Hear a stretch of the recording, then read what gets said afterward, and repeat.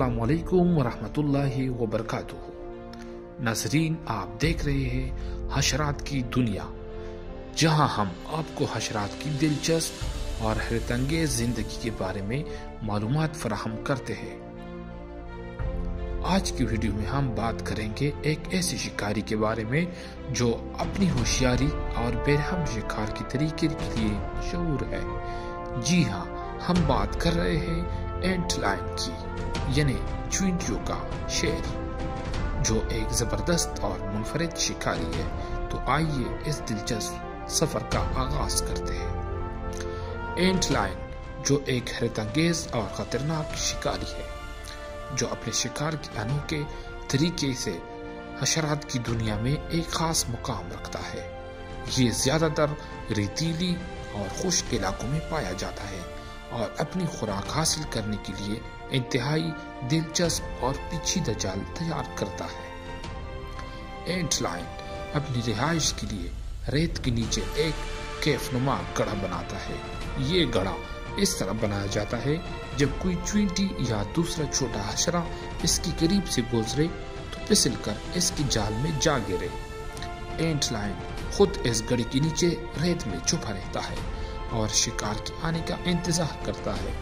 जैसे ही कोई शिकार गढ़े में गिरता है, एंटलाइन फौरन हरकत में आता है और अपनी जबरदस्त ताकत से उसे काबू कर लेता है। शिकार को काबू करने के बाद एंटलाइन अपने खास अंदाज में जहर और हजमाती एंजाइम का इस्तेमाल करता है। ये जहर शिकार के जिस्म के अंदरूनी हिस्से को माया में तब्दील कर देता है, जिसके बाद एंटलाइन उसे आसानी से हजम कर लेता है।